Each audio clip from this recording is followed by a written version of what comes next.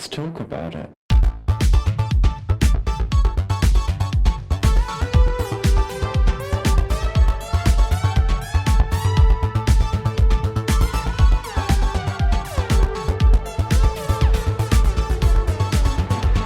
Hello and welcome back to Thicc Radio, the podcast where we talk about gaining, fetishism, and everything in their orbit. I'm James. And I'm Tim, so let's get into it. Today we are continuing our series of dinner table talks. We've got a couple of guests with us today, and I'm going to let them introduce themselves one by one. Hello, my name's Tom. I go by southernsuitor on Mastodon and suitorsouthern on Recon. I'm Nat. I've been on Thicc Radio before. I go by thoughtfulfetishist on Instagram and Recon. I'm also on another podcast that James was on, the BondageGaze. So that's the previous Thicc Radio episode I was on. This is not the first time that Nat and I have been together on a podcast. So there we go. Yeah. Last time he was hostess. It's always fun when people swap seats for a time, you know, when you don't have to be the host and you get to be the guest, and it's surprising how easily you're thrown off of kilter because you're used to being like, I have my questions, I'm in interviewer mode, oh, wait, it's me, I'm the one, okay, shit. Happens to me every time. But to listeners, if you have not yet subscribed to The Bondage Gaze, you absolutely must, and we're going to recommend that you do, because of course, Suitor Southern here has been on an episode similarly to talk about what we're talking about today, which is the, I think you refer to it as suit and tie guys, is that right? That's correct. That's to distinguish queer people who have a specific fetish for suits and ties from the bevy of usually cis straight menswear guys who just post outfits on Instagram for fashion and aesthetics and so forth. So I use the term suit and tie guys to refer to that specific fetish community, and I use the term menswear guys to refer to the broader sphere of more standard, mainstream, safe for work accounts that are interested in menswear as an aesthetic. Does that make sense? I think so. Makes sense. The two do overlap, and we'll get into that. But that's what we're going to be talking about today, because of course, part of participating in Bondage Gaze, listening through the back catalogue, coming across Suitor Southern, and being so amazed at this concept of this specific suit and tie fascination, because we did have an episode previously, Tim, you'll remember, we called it Fabrics and Feelings. It was sort of the closest episode we had to kind of talk about the amuse-bouche broad concept of fabric and the different uses it has in fetish communities, and how within gaining and fetishism, it does feel a little bit like, you know, we don't lean on that far too much, I think partly because as big boys and growing boys, we have a tendency to outgrow such fabrics. But, you know, I personally have always found such a fascination with suits, and I think many, many, many people do, because they do look so damn good, and especially a big boy in a suit, you know? So it's wonderful, I think, to have this opportunity to talk about just the male form in a loveless suit, and talking about, I guess, maybe a more elevated and formal appearing way of presenting the male form. So listen, is everybody ready to get into it today? Most certainly. Yeah. I was born ready. Fantastic. So listen, I know you touched on this a little bit before about how you distinguish between menswear appreciators and the suit and tie guys, but for a more formal definition, like, how do you define the suit and tie fetish itself? It's like, I feel like in just a basic manner of speaking, I mean, it's just like a fetish for, you know, wearing you know, suits and ties and everything like that, and or seeing other people in it. It's like any other kind of clothing fetish, like, you know, similar to transvestism, similar to leather and rubber and uniforms and all these other kinds of clothing fetishes that are out there. But yeah, it's like, but I mean, with it being a suit, there's obviously the things that come with, you know, men wearing suits and the whole etiquette and things like that kind of related to it. Like it's kind of like, just like the way, leather people have their kind of etiquette and rubber people have their etiquette, and people who like uniforms and, military uniforms, cop uniforms, etc., that has its own kind of performativity to it. Yeah, I mean, it really, to elaborate on all of that, it is simply another reiteration of clothing fetishism. And one thing that I mentioned on the Kinky Boys podcast with Craig there is my ongoing theory that really suits and ties and leather are fundamentally the same fetish. They're just expressed in different fabrics. The leather community has its traditional old guard protocol, and the suit and tie community has perhaps a more widely understood version of that, simply as etiquette. I mean, the source material for many guys who are trying to figure out how to wear suits and ties is essentially etiquette manuals. My first exposure to it was a 1969 edition of Emily Post, and then the Amy Vanderbilt version as well. So it turns out then that in the broader straight menswear community, there are all these etiquette guides about how to up your style game and what to wear and when. There's the Gentleman's Gazette in particular. That's not a fetish affiliated site, but many suit and tie fetishists follow it because that particular site is giving this kind of etiquette dressing advice to a general audience, and to those of us who are fetishists, we're lapping it right up. When you look at the leather community, it's very distinctly queer and fetishy and all of that. Like it's out in the open. That's just what you see, it's what you get. Whereas with suits, it's a lot more, I don't know if this is the right word, but kind of insidious, because there's people who wear nudge, suits nudge. every day. Yeah, it's like there's people who wear suits every day for work or because they, something like that. But then there's also people who wear it for kink, and it's like you can wear a suit anywhere and it's fine. Like it's not considered weird or anything at all. It's not, people don't read it automatically as fetishy, so it can be hidden in plain sight in a lot of ways. It's bound up in a politics of respectability that we can trace all the way back to societies like the Mattachine Society, which specifically mandated that its members wear suits and ties during their public protests. So that was when gay men in particular were trying to distinguish themselves from the unrespectable working class queer folks, many of whom were drag performers and trans people. So there is a kind of gender conformist, gender essentialist performativity that goes into suits and ties. And because it's bound up in that imagery of respectability, the suit and tie is kind of, as a fetish, the suit and tie has a kind of built-in camouflage. It can move in public spaces without drawing attention to itself. It's interesting you mentioned that, because this is something that we mention with gaining quite frequently. Most fetishes, and I think this is why I often distinguish gaining as more of a sexuality and lifestyle than a kink or a fetish, because you never put it down. I wear the weight that I gain every second of every day, and I walk through the world with it, and it does affect how people look at me, how people treat me. And so it's interesting to know that there are other ways of presentation that, as you say, because of respectability politics, has a similar sense of camouflage. Like, you can wear a suit in the world and people don't know that you are participating in your suit and tie sexuality. People don't necessarily look at me and see me participating in a fat-themed sense of sexuality, So I think that's quite interesting, that people just don't necessarily know. They could be looking at you and have not a clue. And there is a slight thrill with that, there is a slight thrill. It's not just a subversion of, ooh, like I'm being sexy in public and you can't take it. It's like, I'm being sexy in public and you don't even know what you're looking at. And that's kind of cool. And it's also the sense that you're defining the very terms of the sexiness. Yeah. As in, you don't even understand this wavelength. It is not even registering to you.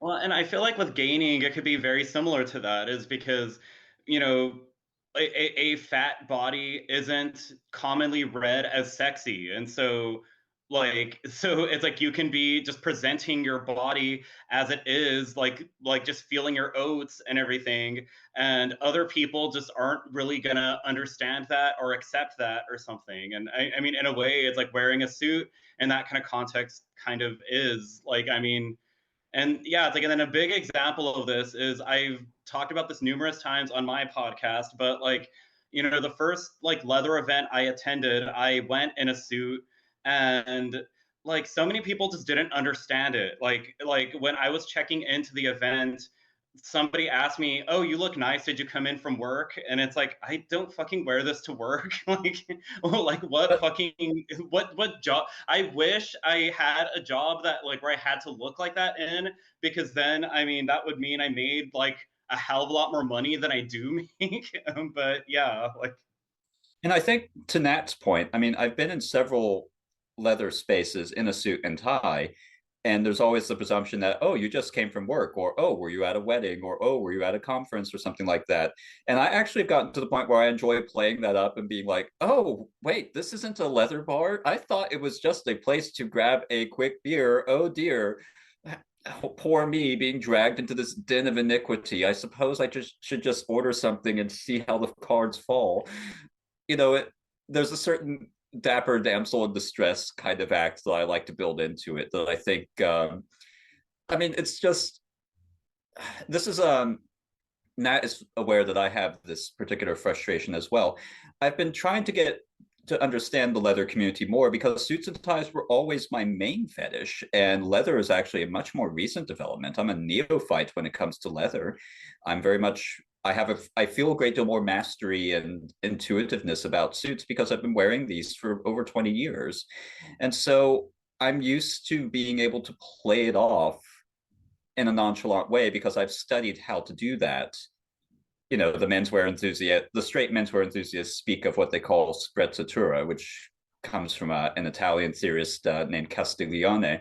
And it's that idea of you just threw this outfit together, this old thing, and oh, it just so happens to look fabulous, but you look as though you didn't even give it a second thought. And I think you can kind of play that up in a wink, wink, nudge, nudge kind of way when you're wearing a suit and tie in a fetish space, because most people don't understand it as fetish, and you can kind of get away with it. I love that.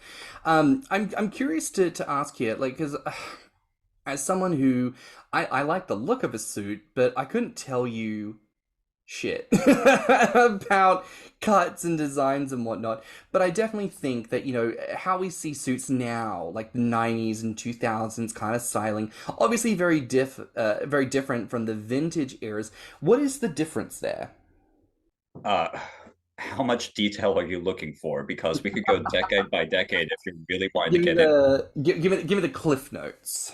The Cliff Notes version is that over the course of the 2010s, everything was very much Mad Men inspired. So if you think mid-century stylings of suits, it's narrow lapels, a very skinny, tight cut, skinny ties. So everything is very, very, very trim. What we're seeing right now is a return to the power suiting of the 80s. So think Gordon Gekko, braces, bold striped French cuff shirts, big lapel suits, lots of like Wall Street kind of power suiting. But at the same time, this is where there's an important distinction here. Among the suit and tie fetishists, they like to camp up that whole power suiting thing. Whereas the menswear guys are actually taking it in a much more toned down direction, where they're blending elements of the traditional suit and tie outfit with what we might call streetwear. They'll wear, a beautiful suit with a polo shirt and sneakers, for instance. And the suit and tie fetish guys absolutely deplore this look, by the way. It is universal among them that they absolutely hate this trend. And I'm never going to fit in, because that's pretty much how I would wear it. I've never felt very comfortable in a suit. The last time that I wore one, like a full suit, was my sister's wedding. And sure, I thought I looked okay. I don't really, I don't know. I'm one of those people who doesn't think that he looks good in a suit, but it really came down to comfortability. I don't know how anyone can wear that every day, all day. Truth is, most of us don't. I changed right before logging into this podcast. I mean, there's a kind of, I think social media plays a role in this, because there are many suit and tie fetish guys on Instagram in particular who are essentially posing as straight menswear influencers and pretending that, they suit up 24/7. The moment they get off camera, they are back into a t-shirt and shorts. This is, I think social media allows them to craft a particular image, and there's a kind of thrill that goes into maintaining the fantasy of it. as though you're a Downton Abbey character or some shit. Yeah, it's like, I mean, that's why there's a real sort of kind of drag element to it. So like just like a little tidbit, like I used to do drag a lot like when I was in college and everything. And it's funny because getting back to that leather event I attended in a suit, like I was wearing, you know, pretty high-waisted like slacks and suspenders and all of that and everything. I only wore that for maybe a total of like 4 or 5 hours or something, but I was fucking exhausted like after that bit of time. Once I got home and got undressed, and then I had very familiar marks all over my body from just like, you know, like from having like a tight like waistband and, you know, just different kinds of things like that. And my feet hurt from wearing, you know, dress shoes that long and everything. Like it felt very reminiscent of getting out of a corset and getting out of heels and getting out of all of that shit. Like it's, I mean, there is a drag element to it. Like there's something impractical about it, but that's almost kind of what makes it fun. I agree. Like,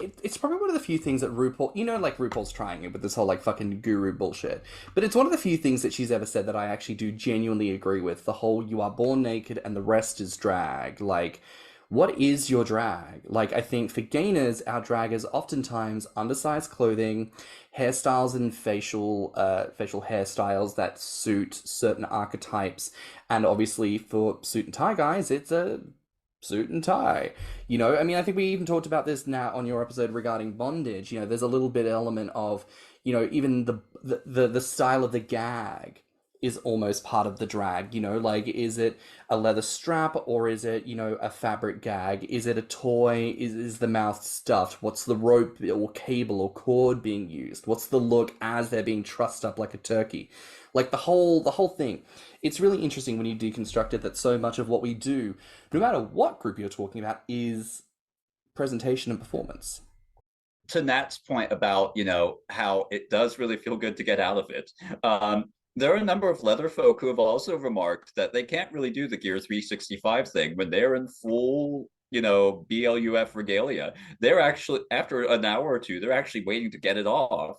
Because it doesn't breathe. I mean, for God's sake, Yeah. that's like wearing an entire cow's skin all over your body. Like that is Yes, going and to be this is to hot as say, hell.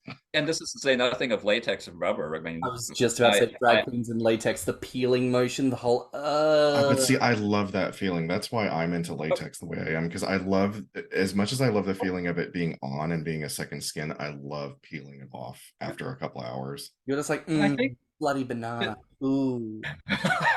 you Okay. find it appealing. It's funny mentioning all of this because so a guy that I've kind of talked to for a while online, who I just met at the last leather event that I went to, IML this spring.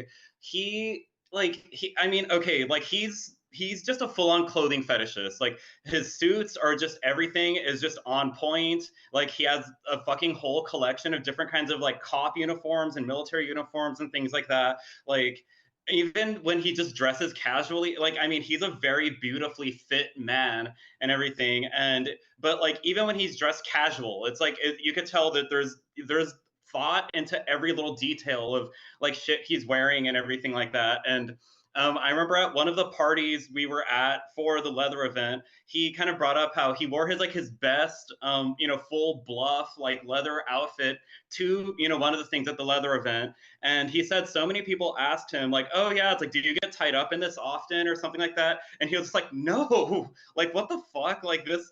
It's so unflexible. It's so heavy. It's so hot and sweaty. It's so all of these things that it's like, of course, people who don't fully understand the logistics of that would think, oh yeah, that's a perfect outfit to get tied up in, and those things just go hand in hand. And he's just like, no, like this is just for looks. This is just for walking around the market and looking pretty and stuff like that. It's not for anything practical. Like A number of the suit and tie fetish guys, I'm thinking about Tim's point earlier, there is a particular fetish for the constriction and discomfort of the clothing itself.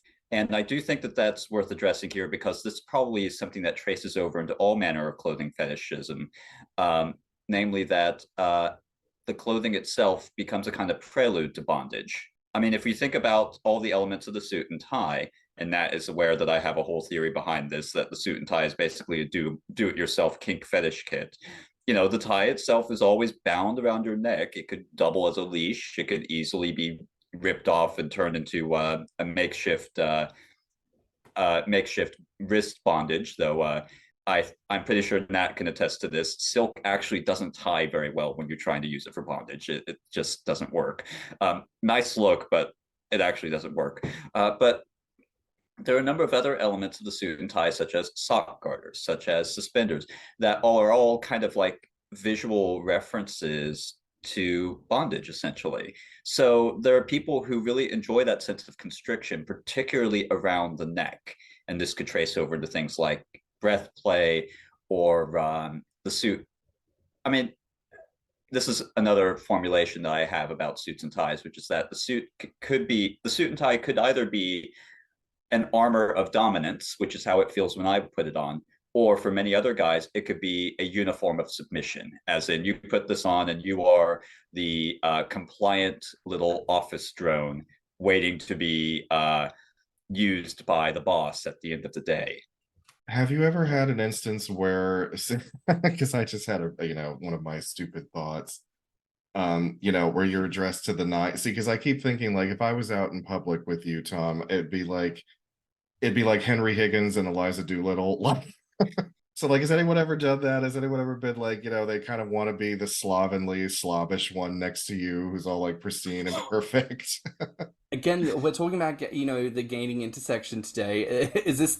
Are you shopping around for one? I mean, you in the market for a piggy? I absolutely can see the appeal of that, because so much, this is something that Nat noticed when Nat and I have had numerous conversations, but he noticed that I repeat the word juxtaposition a whole lot when I'm talking about fetish. And so for me, it's about disparity and juxtaposition. I take a particular delight in that kind of high and low contrast. And so I would totally see that as really hot, actually. That kind of just, the whole white collar, blue collar thing definitely plays into this too. So it's so to Tim's point, have I experienced that specifically as a fetish? Not purposefully, but I could definitely get into that, actually. Nat, what do you think? Like, okay, on that note, okay, so I'm not thinking of like a full contrast of like basketball shorts and a t-shirt versus like a three-piece suit or something like that. Like, I feel like that is too contrasted, but it's like, I don't know, something I like whenever I notice groups of people who are going to a conference, going to a wedding, going to something, and there's different levels of suiting. Like, everybody is kind of dressed appropriately for it, but then there's the guy in like cheap chinos and an ill-fitting, wrinkled, like button down, tucked in and whatever, and it's like you could tell he just sort of wore it because he sort of had to and it was expected of that, versus like the guy who's like completely like everything is on point, like everything is pressed and ironed. It's worth noting that Tim was just pointing at himself. Just thought I would point that out. Yeah, because I mean, I hate to make it sound like I care about my appearance, but when it comes to like having to dress up, because I've had to do it so much for like weddings, church events, like all these things were, my mother loved to dress me up like a little homo. So, I guess I have this thing against like formal wear at this point, and I just don't think I look good in it. I was going to say, it's funny you mentioned you can tell the people who dress up because they have to, and typically speaking, that guy is a fat guy. Typically speaking, he is, and you can see him, he's typically, middle-aged, gone to seed, gone to pot. You can almost tell that the suit he's wearing is either the suit he wore one time 10 years ago that is ill-fitting and he's just completely outgrown it, or it's the sad rental that they had left over for him. And when I see that, and I went to a wedding just a short time ago, that is the hottest fucking thing to me, because for me, even my appreciation of suits, it's always filtered through the gaming lens. And so it's seeing, in a sense, the quote-unquote ruination of the suit because of the body. A body that is so fat, all those nice, clean lines can't function properly because the body is so big and fat that all those lines just get blown out of proportion. It's seeing the apron belly in like a button-down white shirt and just thinking about all those different bits and pieces. My God, when I was at this wedding, I may or may not have had to have run off to the bathroom to jerk off thinking about this one man who just was too big. He was So big, so beautiful, and just struggling. And all I wanted to do was just there in the pews, just suck his dick. Do you know what I mean? It's like when you feel overcome by such a desire, and I'm like, I am not a horny 15-year-old anymore. Like, I am a 30-year-old man. I am meant to be better than this, and yet no, I'm there cranking one out in the wedding bathroom, like trying to get myself together. Okay, and then okay, so like on this, I feel like okay, so I feel like there's two different things here, like with like what I'm talking about. Like okay, because there was like one sort of on the more casual level, like when I was in college, something I observed a lot because of course a college campus is going to be full of all kinds of white middle to upper class preppy people and everything like that, and even noticing like young men who are from I guess a little bit more affluent families, and so they could buy more name brand clothes and kind of fit that sort of norm, but like they don't actually know what they're doing because they have no sense of style or anything like that. So it's like what they're wearing and buying is like good quality clothing, but they don't know how to wear it. Like the clothes are wearing them in a way and stuff like that. And so I feel like that translates to different kinds of forms of suiting and everything like that, which I mean, yes, it can be a fat guy, but it can also be like anybody, like because so many men aren't as pressured to be stylish or anything like that as women typically are. So men could be a little bit more slovenly with those types of things and everything like that. And then on another aspect, like getting to like fat bodies and everything is, I mean, I've written several blogs in the past sort of about this and everything, but like how I feel like the way a lot of fat bodies and bears and people like that are kind of sexualized is they're usually like naked. They're usually naked or dressed in a very working class kind of way, or like in a jock strap or something revealing. It's not as common to put them in a suit or fully clothe them in like a nice way and like sexualize them in that way, like because that kind of seems a little bit more desexualized. And I mean, I feel like it still happens with guys of other body types, but yeah, it's like, but I feel like people are more willing to read like a muscle guy in a suit as sexy and everything like that. Like, I mean, so to Nat's point, talking about different levels of suiting, I mean, we can go into the details if you want to, but basically the implication here is that the suit and tie fetishist knows how to put it all together perfectly and play the part of this, head honcho CEO kind of person who lords it over everyone else. That would be on the dominant side of things, or on the submissive side of things. He has his dress code prescribed for him by some other dominant. And this, of course, plays out in terms of a boss because, hello, offices. But on the point of body types and tailoring, I think it's also worth noting that in order to have a suit correctly fitted to a larger body, it has to be custom made. And that is really, really, really expensive. And it would have to be made in such a way where there is actually extra fabric built into it so as to allow for weight fluctuation so that the suit could be tailored, which also costs money, by the way. So there are ways to do it, but I think to kind of complicate Nat's point here, yes, I can see how it reads as working class, but if you turn this back several decades or maybe even a century, the whole figure of the fat cat capitalist, the whole figure of the overfed banker who is immaculately tailored in pinstripes with his belly, playing tug of war with the buttons of his waistcoat. There's a sense of richness and conspicuous consumption that I think can be read into this as well. I mean, we still see it today anytime you play a game of Monopoly. Mr. Moneybags is the quintessential character. Yeah, Mr. Moneybags. For many of us who grew up with some variation of Thomas the Tank Engine, the fat comptroller, I think we've always been accompanied by, larger men of size and stature that I think, as I say, with gaining, it's a bit difficult because we are in the business of growth and expansion, an ironically capitalist idea that does fall in line with the fat cat ideals of yesteryear. But, it's nice to know that there are ways for us to achieve a certain look. But I do want to circle to something here because this has come up in recent weeks, and so what a funny time that we're going to be talking about this today. But there is, and I will allow you both to explain the history of this, an unfortunate link between suits and Nazism and the history of certain things. If you would like to walk us through, because, and to be clear to everyone here, right, this is not to say that like suits were invented by Nazis. However, it is my understanding that like when they were invented, this was basically because by the time of the Industrial Revolution, when the middle class emerged, they were like, oh, the only like formal attire for a man is a military uniform. And so we kind of need something else that men can wear as a formal that is not a military uniform. And so designers kind of took military garb and picked it and unpicked it and repicked it and did all this whoop-de-woo until eventually we got to the concept of a suit, and this became the new uniform of the middle class man. But I think it starts with Hugo Boss, of all people. Is that right?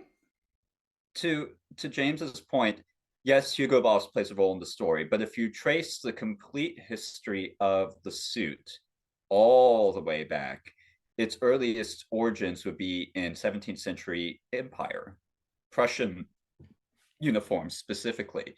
So the suit and tie, if you look at paintings of, say, Charles II of England, or any of a number of late 17th century monarchs, they're wearing a shouldered coat with sleeves and lace and buttons and all that stuff. If you squint a little bit and mentally subtract all the tiddly doos and frills and things, it is fundamentally the same silhouette as a modern suit jacket, and that same silhouette has gone more or less unchanged for over 300 years. And it is always a silhouette that is intended to create a sort of artificial hourglass shape around the waist. It broadens the shoulders and it emphasizes the chest. It is militaristic.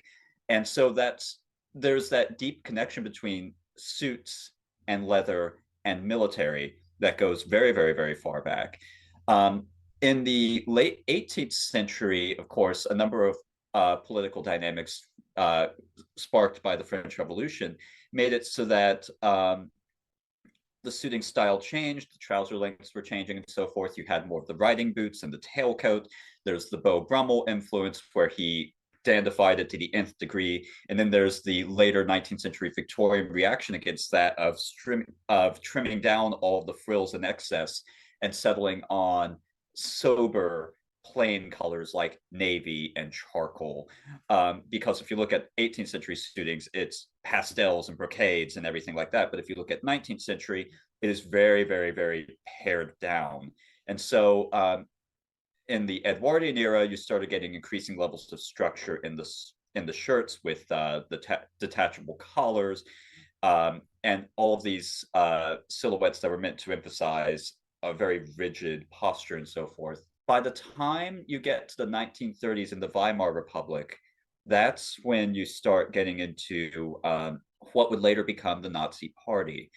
And in their early years of propaganda of trying to win the election and so forth in the Weimar Republic, many members of Hitler's party would strut around in these very, very immaculately tailored uniforms. Hugo Boss played a role in designing those uniforms, and they were meant to look muscular and pristine and razor sharp and crisp, and they were meant to be a reaction against the supposed decadence of the Weimar Republic.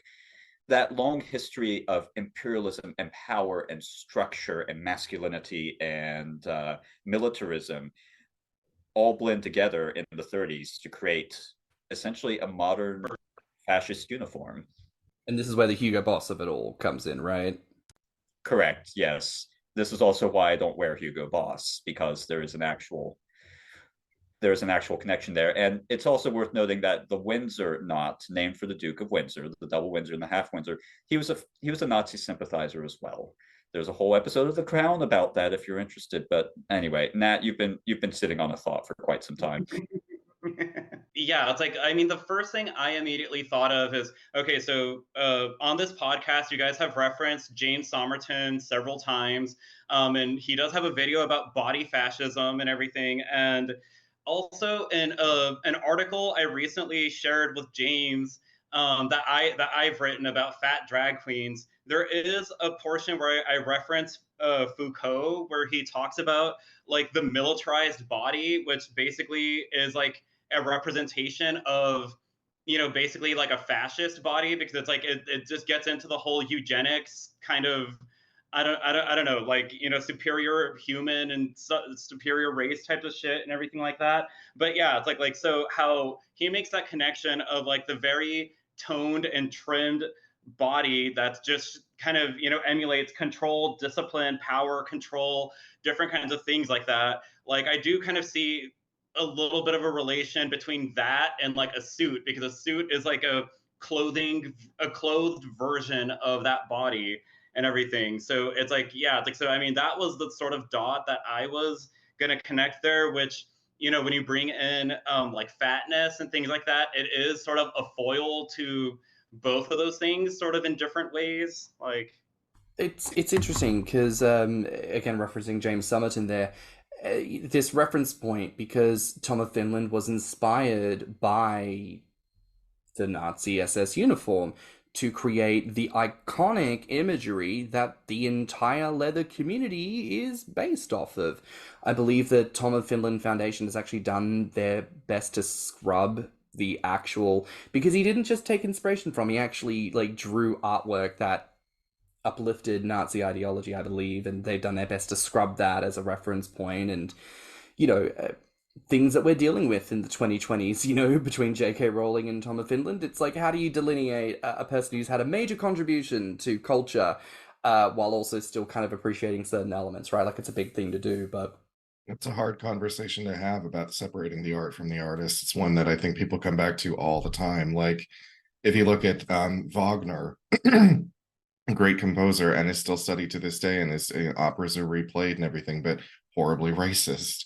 H.P. Lovecraft, my favorite sci-fi author, created an entire new genre of fiction, horribly racist. Roald Dahl? Roald Dahl? I don't know about Roald Dahl. I've never heard anything about him. Was it Roald Dahl or one of the other ones? But somebody who was like problematic in their or Dr. Seuss. It was one of those two. Dr. Seuss. Dr. Seuss? Okay, that's the one I was thinking of then. Dr. Seuss, everybody, sorry about that. But problematic, right, in the viewpoints, but still created truly iconic stuff. I was also thinking of cinema. When you look at German expressionist cinema, which really set the tone for 20th century film aesthetics. It feels in many ways as though the last 80 years of the 20th century and the first 20 years of the 21st century, we're still trying to figure out how to react to what happened in the 30s and 40s. Well, and then another thing is, okay, with talking about cinema in America, like a very foundational movie that was very technologically innovative for creating a movie is fucking Birth of a Nation, which takes just a very kind of conservative, racist perspective on the Civil War in America. Like, I mean, it's all those things, and I think one of the reasons why I thought this was so interesting that we discussed today is because recently it was revealed that there were people within certain communities who had been outed as not simply signposting, but actively wearing garb with insignia, doing, I believe, the salute was what I heard. I didn't see any of this. I'm always late to the party with the news, but this is what I'd heard, and it was just like, it's interesting how the further we get away from something, and we sit in this privilege of, aren't we so glad to live in a post-Nazism world? But yet the further we get from it, people seem to forget that Nazis were bad, and they just go, oh, maybe not, and then they jump right on in. It's a little bit like with the AIDS epidemic. I love the fact that our young generation of queer people do not worry about contracting HIV and things like that, but the fact that those numbers are on the rise means that, actually, guys, we need to remember that condoms and taking PrEP is very important. We lost like 80% of our people at one point, just so that you could have access to this. Please make use of it. So I feel like there is a lesson there in history will repeat itself, and we need to be at the ready to not walk blindly into it. But to take more specific focus, I mean, for the sake of, let's say, suit and tie guys, and how gainers can work alongside that, what do we need to be aware of when it comes to the general Nazi-ness of it all that seems to be lurking in the corners, not so hiddenly these days, in our communities? I mean, I think, and this is to reference an article that Nat recently wrote on it, as in yesterday, if I recall correctly, so fairly recent.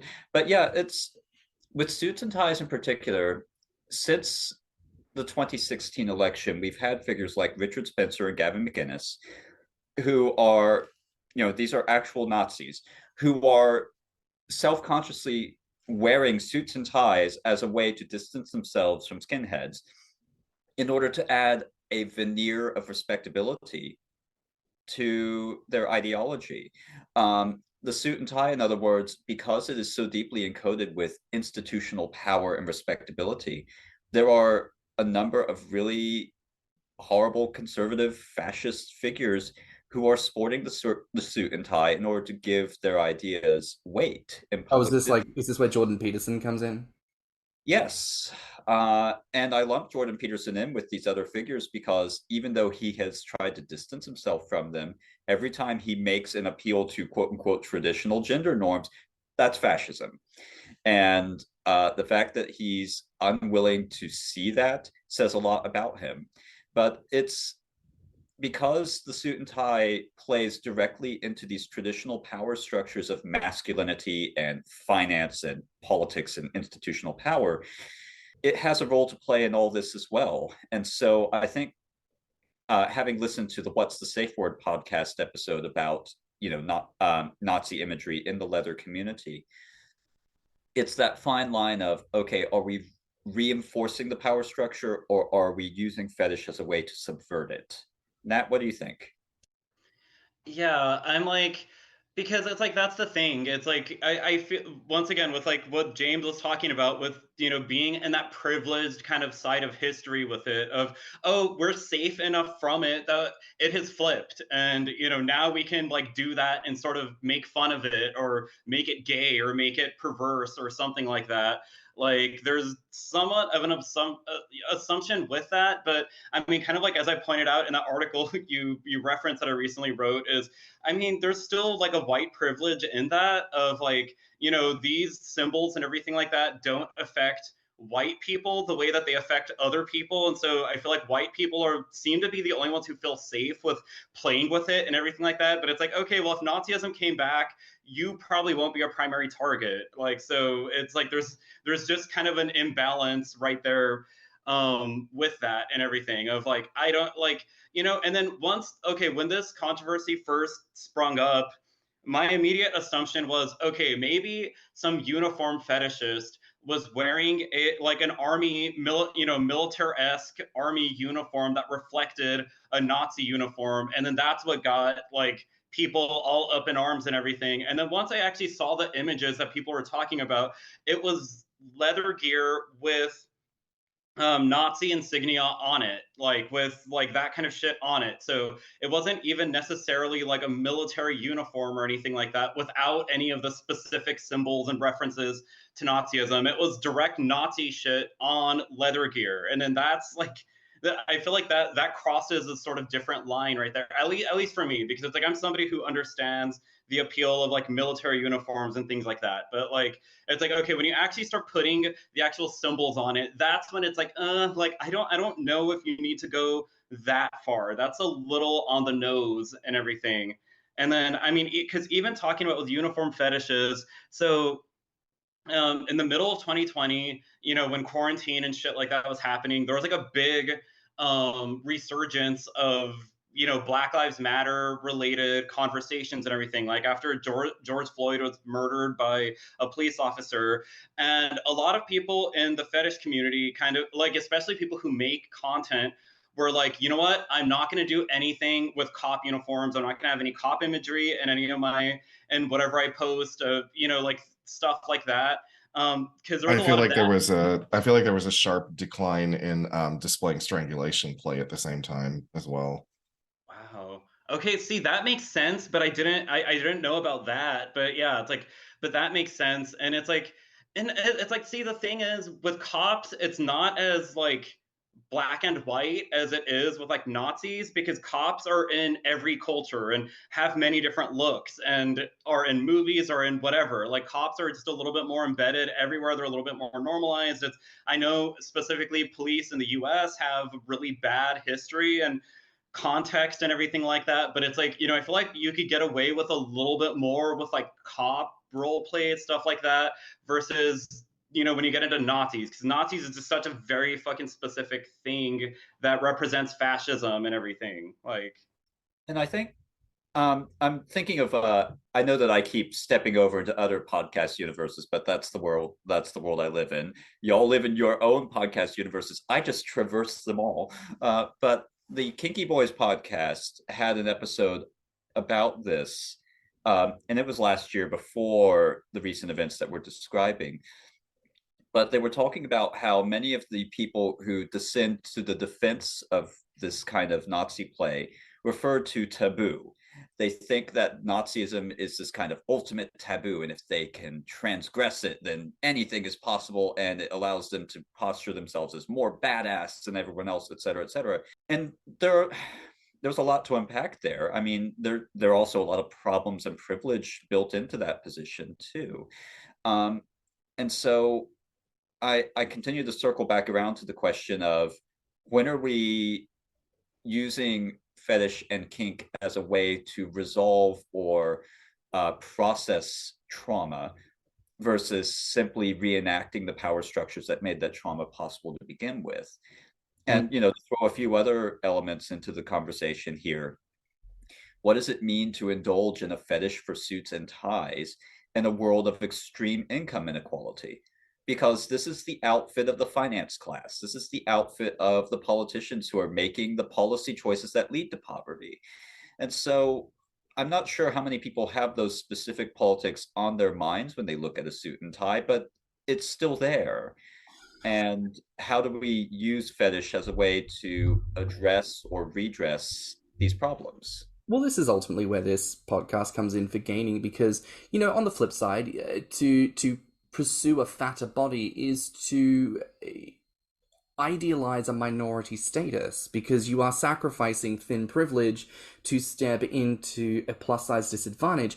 But you're absolutely right. There's questions around politics, and there are access politics within fatness. There's politics around the difference between men and women, the ways in which men are given permission, we were talking before, to be slobbish and to be unkempt, but a fat woman could never dare to do such a thing. Existing in a fat body alone, she is already being treated as a quote-unquote failure to the female gender, let alone how dare she engage in any kind of typically masculine qualities. Fatness is often treated as a way to desexualize and also degender people, because the average fat male that you see on TV is absolutely desexed and degendered. They are comedic slobs with no personality and no brain. Their whole trope is to lift their face from a trough of slop and go, huh? And then play the laugh track. And then he goes, oh, and then face back in the muck. While the thin, to the point of anemia, anxious, anxiety-ridden wife must panic attack, scrape the children, and make life happen. This is the familial trope that we accept as mainstream. So there are political questions around like how we treat gender and how we treat people and inequality within all of those points. And, I think if there's one thing I would want people to take away from this conversation, it is that there is a history to everything. There is a history to suit and tie. There is a history to gaining and to fatness. Fatness came from racism. And if you haven't read Sabrina String's Fearing the Black Body, you absolutely need to. You must do it. It must be mandatory reading for everyone, for fuck's sake. But it paints a very clear picture about how, and we can see it very clearly, the racial tropes just get reframed a little bit and then they apply to all these other people. It is the same shit all over again, and people don't want to talk about it, but your activism must be intersectional. If you are here to support yourself as a fatty, you got to be there for people of color. You must be there for women. You must be there for queer people and trans people. You must be there for people with disabilities. You must stand with everyone. Because, and funnily enough, they mentioned it on the What's the Safe Word podcast.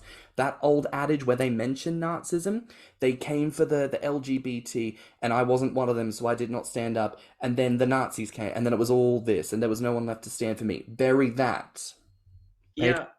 Okay, yeah, it's like because, okay, what I feel like is an appropriate subversion of that, which I have seen in the past, are queer people wearing like, like the lavender or pink like triangles or something of like, because that was how they marked that's how the Nazis marked the queer people that they imprisoned and everything like that. And that makes more sense. Yeah, the pink triangle in particular, I believe, was the emblem of ACT UP, was it not? And on season 4 of Drag Race UK, Cheddar Gorgeous wore a fantastic look, utilizing the pink triangle as symbolism for that. So again, like, reclamation. Yeah, it's like, see, with that, it's like, because it's like that is a form of I'm here and I'm queer, and like kind of like showing that versus like, okay, the other fucking symbols, that's the enemy. That's the person you don't want to be. That's like that, yeah, it's like that's who you don't want to celebrate. But it's like, okay, but like let's celebrate the queer people who are fucking victimized by this. Like, no, I was going to say, yeah, unfortunately, the days of just being able to play around on your playground and not, care about anything that's going on in the world are over. Everyone has to be aware of these things, because if we don't, then they just get perpetuated. So as much as I have heard, specifically in the leather community, I've heard, the older leather gentlemen, part of the old guard establishment, kind of moaning and complaining about how much things have changed and like, oh, this isn't so much fun anymore because now people are dragging politics into it. And I just came to play. I don't care about any of this stuff.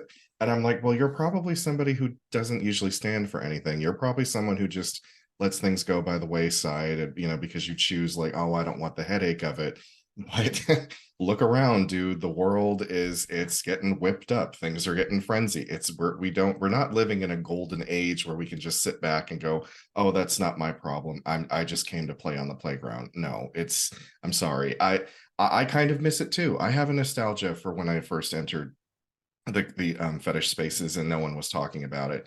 But I am also intelligent enough and self-aware enough to know that like it just can't be that way anymore. I think it's worth also noting, it's not that things became political. Things were always political. We just had the position to not look at things. And again, that is privilege, right?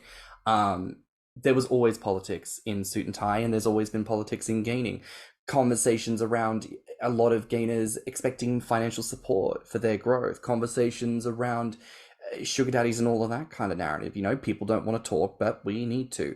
And we can't pass that off anymore. So again, if there's one takeaway from this, people, we need to acknowledge that there is a history with these things, and we need to acknowledge that conversations absolutely must happen, non-negotiable. I think also these serious and political conversations matter, and I think it also matters to think of fetish and play and fun and ways to have fun while still being mindful of these things. To put fetish and fun and play in opposition to politics is simply to reinforce that same old guard dichotomy that Tim was referring to a few moments ago. If we can show that those two things can coexist, that it is possible to be an activist and to stand up for the people who need standing up for, and also to make it look fabulous and have a grand time doing it, then is that not even more empowering? But I think that's a really great place to leave this episode. So where can we find you both online? You can find me at Southern Suitor on Mastodon, Southern Suitor on Switched. That's the app that's for all of us Kinksters. You can find me at Suitor Southern on Recon. And then my main website is Do You Wear Low Shoes at wix.com. There's a whole story behind that name, but that's the blog website where I am collecting people's stories about the suit and tie fetish and trying to create a kind of archive of that. So if you want to contact me there, go ahead and feel free to do so. On Instagram, I'm at thoughtful.fetishist. On Recon, I think it's just thoughtful fetishist with no characters or anything like that in it.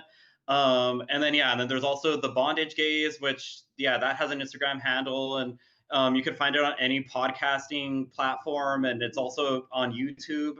Fantastic. Well, thank you both so much for today, but that is it for another episode here on Thicc Radio. Please remember to like and subscribe, rate us 5 stars, and leave us a good review. If you like this episode, the podcast, or just us in general, share it with your friends and encourage them to tune in. You can find me on Instagram, BeefyFrat, Stuff and Show, and Oh My Nom at stannnum. And you can find me on Instagram, Twitter, YouTube, TikTok, and BeefyFrat at ThiccyMouse. You can also look us up on Instagram, YouTube, and TikTok at Thicc Radio, or at our website at www.podpage.com/ThiccRadio. If you want to submit a voice note or become a supporter of the show, you can find the links in the show notes. And if you have any questions or ideas for episodes, you can reach us at thethickradio@gmail.com. So until next time, bye, Fats. Bye, Fats. Bye, Fats. Let's talk about it.